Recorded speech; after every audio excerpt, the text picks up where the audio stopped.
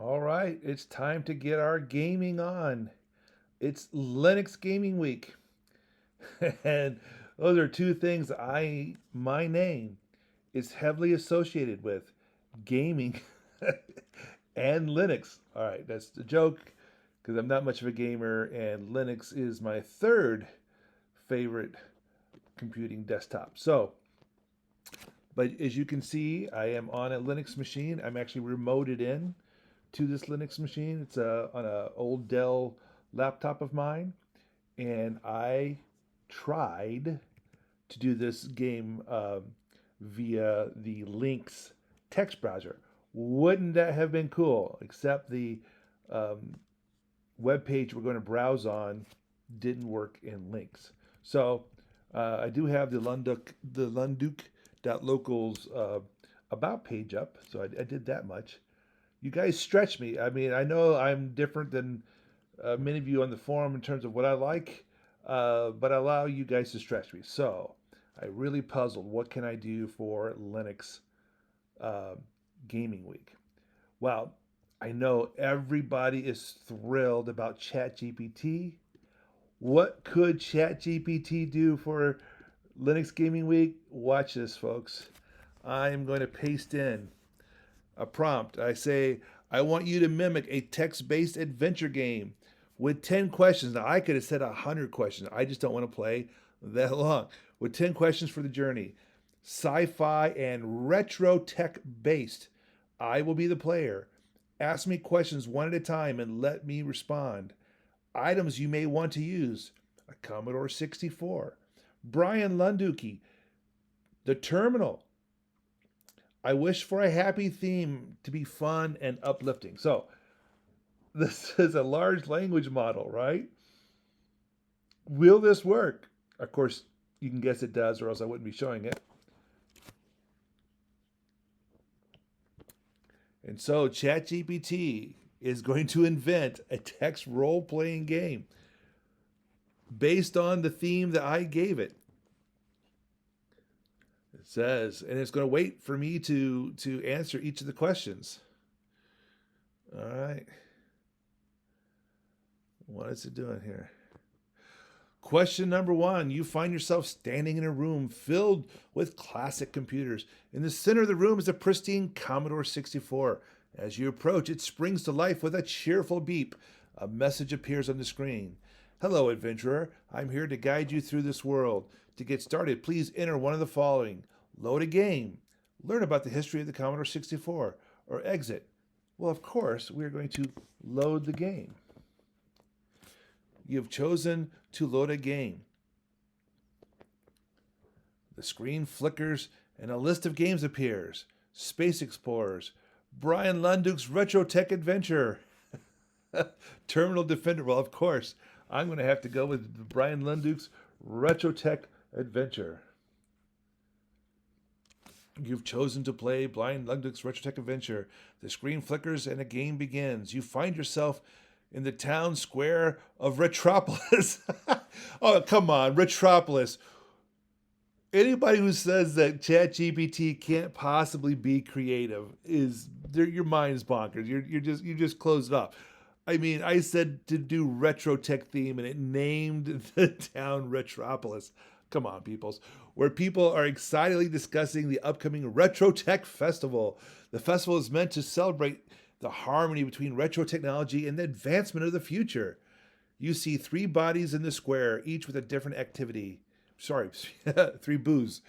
Build a custom robot with RetroTech components. Participate in a retro video game tournament. Attend a Bryan Lunduke talk about the history of RetroTech. Well, gosh, I'm going to listen to what the man has to say. You've chosen to attend Bryan Lunduke's talk about the history of RetroTech. As you take a seat, Bryan starts his presentation describing the fascinating journey of technology from the past to the present. During the talk, Bryan mentions a secret project that he's been working on, a device that can create temporary portals to different dimensions of the RetroTech universe. Question number 4. After the talk, Bryan offers to let you try the device. He explains that there are 3 portals you can choose from: a dimension where vintage computers have gained sentience, A dimension where humans and robots live in harmony. Oh, that would be boring. And both having unique abilities. A dimension where RetroTech devices have combined to form a giant amusement park. I want to go where they gain sentience. So let's pick A. Interestingly, this is the first time I've never played these kind of text adventure games before. So you guys can tell me, is this what they were like? You've chosen to visit a dimension where the vintage computers have gained sentience. Bryan activates the device, and a shimmering portal opens before you. Remember, this all came from a one paragraph of what you wanted it to do. You step through and find yourself in a world where retro computers roam the streets, each with their own unique personalities. Question number 5. As you walk through this fascinating world, 3 friendly computers approach you, offering to give you a tour of their home. They are a charming Apple II who knows all about the history of the city, a witty IBM PC XT who has a knack for telling jokes, a wise Commodore Amiga who can provide you with advice on any topic. Oh, that's tough because the Apple part of me wants to go to see the Apple. But I like jokes. I gotta say. I'm gonna go with B. I'm gonna go with IBM XT and hear some jokes. You've chosen to be accompanied by the witty IBM PC XT. The computer's humor and charm immediately put you at ease, and you find yourself laughing along with the jokes as you explore the city. Question number 6. During the tour, IBM PC XT takes you to 3 notable landmarks. The Museum of RetroTech, which houses the world's largest collection of vintage computers and gadgets. The Central Processor Park, a green space where computers and their human friends relax and play games. The Hardware Market, a bustling bazaar where computers trade and upgrade their components. Let's go to B, the Central Processor Park. We're almost done, people. Got 4 more to go. You've chosen to explore the Central Processor Park. The park is beautiful and tranquil. Green space where computers and their humans gather to relax and engage in various activities. You see computers playing chess with humans, racing each other through obstacle courses, and even composing music together. In the park, you find 3 areas where you can participate in activities. A chess tournament where you can test your strategic skills against sentient computers. Obstacle course where you can team up with computer partner, and a music competition. I want to play chess, so we'll go to A. Now, by the way, when I did this the first time, it actually had you know riddles and stuff to solve. This time it's going through is just asking questions. Probably because I told it to be happy, I may have instructed it to be a little more boring unintentionally.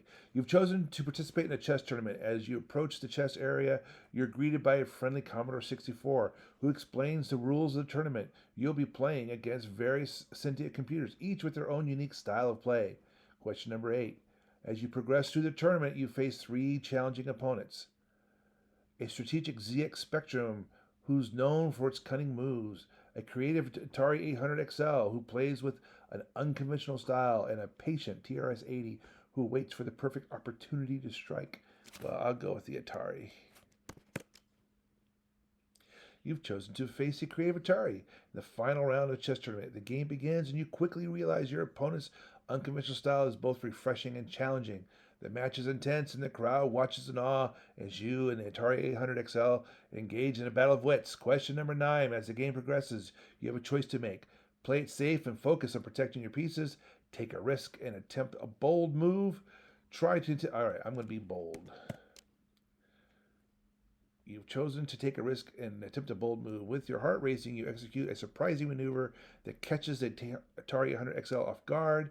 The crowd gasps as your move unfolds, and the Atari 800 XL pauses to process the new board state. The last question. As the Atari 800 XL considers its next move, you notice that your bold strategy has led to 3 possible outcomes. A clear path to victory, a draw, or of course I want a victory, so I'll click that one. Congratulations, your daring move pays off and you find a clear path to victory as you make the final move. The Atari 800 XL congratulates you on your brilliant play. The crowd cheers and applauds your skill and courage. You're awarded the RetroTech Chess Champion Trophy, and the sentient computers invite you to celebrate with them at the Central Processor Park. Thank you for playing the RetroTech Sci-Fi text adventure. Your journey has brought you joy and excitement to the inhabitants of the unique universe. You will always be welcome back as a champion and friend. All this game, I admit, it was a straightforward, only ask questions games. I could have asked it to be challenging with puzzles. Matter of fact, let's go ahead and do that. Let's come back here and let's say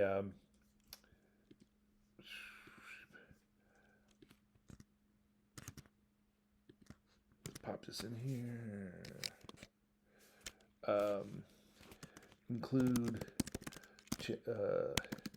challenging puzzles and what's it called? Challenging puzzles and I can't think of the word. Anyway, this is going to get too long. At an adult level.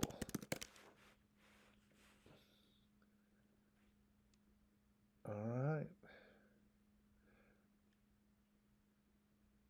Question 1.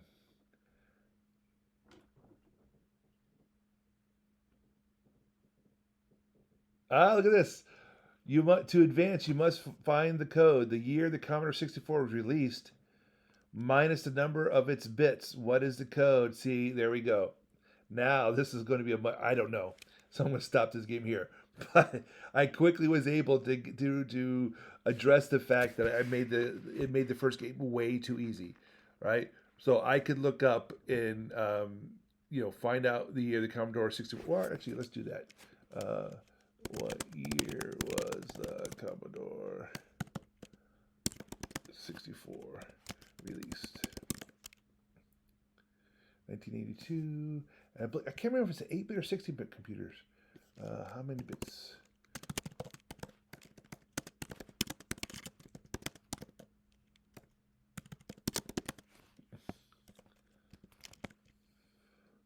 Eight bit. That's why that. So 82 minus 8, 1982, 1980, 1976. Yeah, 82 minus 8 is 74. 1974. So come back here. Code is 1974. Correct. The Commodore 64 was released in 1982 and had an 8-bit processor. Okay, I'll stop here. That's a long enough video for anybody. You can see why I continue to be astounded by ChatGPT. Let me figure out how to get over to my. Come on, Lee. There we go.